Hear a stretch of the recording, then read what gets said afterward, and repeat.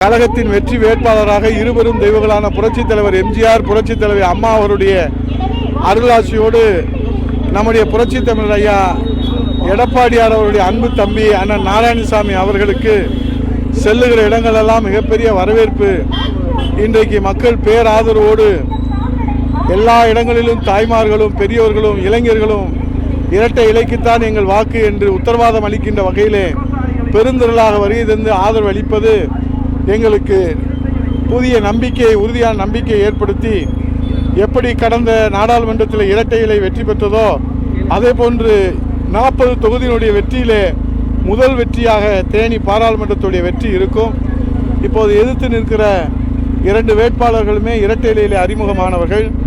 இப்போது சுயநலத்திற்காக, பதவி ஆசைக்காக, தங்களை காப்பாற்றிக் கொள்வதற்காக மக்கள் சேவையை மறந்து சுயநலத்திற்காக இன்றைக்கு சுயேட்சை சின்னத்திலும் உதயசூரியன் சின்னத்திலும் நிற்கின்றார்கள். அவர்களுக்கு மக்கள் தகுந்த பாடம் புகட்டுவார்கள். திமுகவிலே நேற்றிலிருந்து வாக்காளர்களுக்கு பணம் கொடுக்கின்ற செய்திகள், இன்றைக்கு 30,000 கோடியை கொள்ளையடித்து சபரீசன் அவர்களும் உதயநிதி அவர்களும் எங்கே வைப்பதென்று தெரியாமல் தடுமாறி கொண்டிருக்கிறார்கள் என்று நம்முடைய மண்ணின் மைந்தன் மாண்புமிகு நிதியமைச்சர், முன்னாள் நிதியமைச்சர், தற்போதைய தகவல் தொழில்நுட்பத்துறை அமைச்சர் அவர் சொன்னார். அது சொன்னது உண்மை என்று இப்போது தெரிய வருகிறது. ஏனென்றால் எப்படி 2G ஸ்பெக்ட்ரமில் கொள்ளையடித்த பணத்தை வைத்து அவர்கள் மக்களை சந்தித்து தோல்வி அடைந்தார்களோ அதே போல் இப்போது G2 கொள்ளையடித்த பணத்தை வைத்து மக்களை சந்தித்து தோல்வி அடைவது உறுதி. அவர்கள் ஒரு ஓட்டுக்கு 10,000 வரை கொடுப்பார்கள் என்று பேசப்பட்ட நிலையிலே இன்றைக்கு 300, 500 கொடுப்பது மக்களிடத்தில் ஏமாற்றத்தை அளித்திருக்கிறது.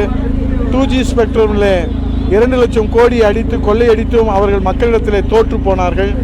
அதே போல் இப்போது G2 கொள்ளையடித்த 30,000 கோடி பணத்திலும் மக்களுக்கு அவர்கள் கொடுக்கிற போது அதை மக்களுடைய பணம் என்று அவர்கள் வாங்கி கொண்டு அவர்களுக்கு பட்டை நாமத்தை கொடுப்பார்கள்.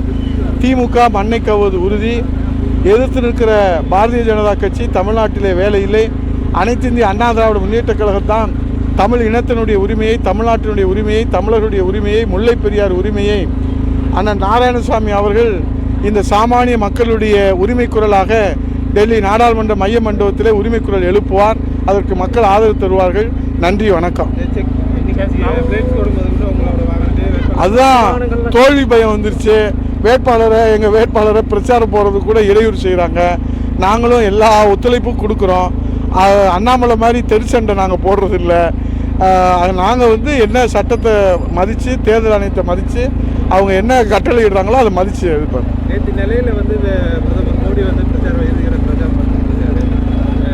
எத்தனை தடவை பிரச்சாரம் பண்ணாலும் மக்களுக்கு சேவை செய்வது தான் மக்கள் இதயங்களில் இடம்பெற முடியும். அந்த வகையில் 52 ஆண்டு காலம் மக்களுக்கு சேவை செய்த, 32 ஆண்டு காலம் ஆளுங்கட்சியாக இருந்த நம்முடைய மனித புனிதர் புரட்சித் தலைவர் எம்ஜிஆர், இதய தெய்வம் புரட்சித் தலைவர் அம்மா, புரட்சித் தலைவர் எடப்பாடியுடைய சேவை தான் மக்கள் நெஞ்சங்களில் நிறைந்து இருக்கிறது. அதனால் இரட்டை இலை மலரும், இது உறுதி, நிச்சயம்.